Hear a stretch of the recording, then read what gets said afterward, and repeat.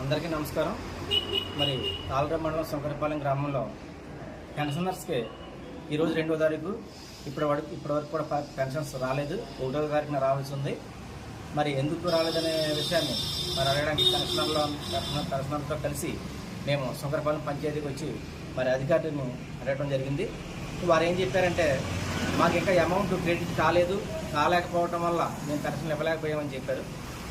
అయితే మరి వైసీపీ ప్రభుత్వం తప్పుడు ప్రచారం చేస్తుంది. ఏమనంటే, చంద్రబాబు నాయుడు గారు మరి వాలంటీర్ని తీసేయమని అన్నారు, వారి ద్వారా పెన్షన్ ఇవ్వద్దని అన్నారు, అందుకనే పెన్షన్ ఇవ్వలేదని చెప్పి మరి వైసీపీ ప్రభుత్వం తప్పుడు ప్రచారం చేస్తుంది. అసలు వాస్తవం ఏంటనేది ప్రజలు గమనించాలి. మరి అధికారులు స్పష్టంగా చెప్తూ ఉన్నారు, మాకు పెన్షన్ ఇవ్వాల్సిన అమౌంట్ క్రెడిట్ కాలేనందునే మేము ఇవ్వలేకపోయామనే విషయాన్ని వారు స్పష్టంగా చెప్తూ ఉన్నారు. దీంట్లో చంద్రబాబు నాయుడు గారు కానీ, తెలుగుదేశం ప్రభుత్వం కానీ, ఇంకొక వేరే ప్రభుత్వాలు కానీ ఎటువంటి కుట్రలు చేయలేదు. కేవలం వైసీపీ ప్రభుత్వం అమౌంట్ క్రెడిట్ చేయకుండా అబద్ధపు ప్రచారం చేసి ఎన్నికల్లో లబ్ధి పొందాలని చూస్తూ ఉంది. దీన్నంతా కూడా ప్రజలు గమనించాలని నిజాన్ని తెలుసు. శంకరపాలెం గ్రామ పంచాయతీ నుంచి మాట్లాడుతానండి. మాది అంబేద్కర్ నగరం అండి. నా పేరు మళ్ళీ అయిపోతుంది. పెన్షన్ గురించి మేడం గారి దగ్గర కూర్చొని ఇంకా పర్లేదని చెప్పడం జరిగిందండి. ఎప్పుడు వస్తాయని చెప్పేసి అడిగామండి. అడిగితే రేపులో ఎల్లుండి కూడా పడతాయని చెప్పేసి అనడం జరిగిందండి. మనం దాన్ని బట్టి మేము ఉన్న ఇక్కడ పెన్షన్ తీసుకున్న వాళ్ళు అందరూ కూడా మేము వచ్చి ఇక్కడ మాట్లాడడం జరిగిందండి. మరి పెన్షన్ ఇస్తామని చెప్పి మేడం గారు చెప్పడం జరిగిందండి. దాన్ని తీసుకుని మేము బయటకు రావడం జరిగిందండి. 2 రోజులు ఇస్తాను అనుకుంటుంది. శంకరపాలెం గ్రామంలో సుమారు 520 పెన్షన్లు ఇవ్వాల్సి ఉంది. అయితే ఇప్పుడు ప్రతి నెల 1వ తారీఖున పెన్షన్లు ఇస్తున్నామని చెప్పుకుని ఈ ప్రభుత్వం ఈ నెలలో ఇవ్వలేకపోయింది. వాస్తవాలను మాత్రం ప్రజలకి వేరే రూపంలో చంద్రబాబు నాయుడు దీని మీద కేసు వేసాడని ఒక లెటర్ పెట్టాడు ఈసీకి అని.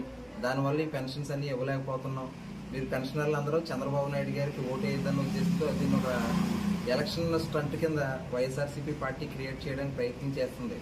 అయితే ఇవాళ పెన్షనర్లు ఎవరైతే ఉన్నారో వాళ్ళందరినీ కూడా తీసుకువెళ్ళి సెక్రటరీ గారి సమక్షంలో ఎందుకు మీరు పెన్షన్ ఇవ్వలేకపోతున్నారు మేడం అని అడిగితే వారు చెప్పిన అయితే ఇప్పటికీ కూడా మాకు ఇంకా అమౌంట్ రాలేదు, అలాగే వచ్చిన తర్వాత దాన్ని ఏ విధంగా పంచిపెట్టాలన్నది కూడా మాకు ఇంకా గైడ్లైన్స్ రాలేదు.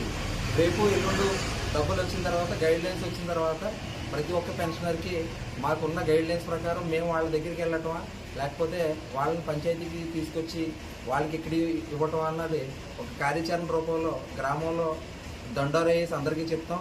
అదేవిధంగా మా సచివాలయ ఉద్యోగస్తుల సహాయంతో అందరికీ కూడా చర్యలు చేస్తూ ఉన్నారని చెప్పారు. వాస్తవానికి ఇక్కడ గమనించాల్సిన విషయం ఏంటంటే, ప్రభుత్వం ఈ పెన్షనర్ డబ్బుల్ని కాంట్రాక్టర్లకి మొత్తం అంతా దారాదత్తం చేసి ఈ పెన్షనర్కి సమయానికి డబ్బులు ఇవ్వాల్సిన సమయంలో ముఖం చాటేసి ఈ చంద్రబాబు నాయుడుకి ముఖం మీద మసిపూసి మారేడుగా చేద్దామని ఏదో ప్రయత్నం చేస్తున్నారు. ఇది అందరూ కూడా ఇక్కడ ఉన్న పెన్షన్లు కూడా డైరెక్ట్ సెక్రటరీ గారిని అడగడం జరిగింది. వాళ్ళ సందేహాలు కూడా నివృత్తి చేసుకున్నారు. ఇందులో ఎటువంటి రాజకీయ కుట్రకోణం లేదు. చంద్రబాబు నాయుడు గారికి కానీ తెలుగుదేశం పార్టీకి కానీ ఇందులో ఎటువంటి సంబంధం లేదు. కేవలం డబ్బు రాకపోవడం ఒక ఇబ్బంది, వచ్చిన డబ్బులు ఏ విధంగా పంచిపెట్టాలని కార్యాచరణ మాకు రావడం ఒకటే తరువాయి. ఆ 2 రాగానే ఎంత త్వరగా అయితే అంత త్వరగా పెన్షన్లు ఇస్తా అన్నారు. ప్రజలందరినీ కూడా కోరేది ఏంటంటే, ఫోన్లో కూడా కొన్ని తప్పుడు మెసేజ్లు వస్తున్నాయి.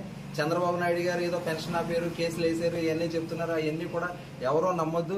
ప్రతి ఒక్కళ్ళు కూడా మీ పెన్షన్ని మళ్ళీ 5వ తారీఖులోకి వచ్చేలాగా తెలుగుదేశం పార్టీ తరఫున మేము అన్ని విధాలుగా సహాయ సహకారాలు ఉంటాయని మీరందరూ కూడా ఇంకొక 3-4 నెలలు ఉపయోగపడుతుంది. 4 వేలు తీసుకోబోతున్నారు. ఇదందరూ కూడా దృష్టిలో పెట్టుకుని తెలుగుదేశం పార్టీకి ఎటువంటి పార్టీ, దానికి ఉన్న క్రెడిబిలిటీ ఏంటన్నది కూడా గుర్తుపెట్టుకుని చంద్రబాబు నాయుడు గారిని ఆశీర్వదించవలసిందిగా కోరుతున్నాం. బులెటిన్ అప్డేట్స్ మరిన్ని వార్తా విశేషాలతో మళ్ళీ కలుద్దాం. అంతవరకు సెలవు. నమస్కారం.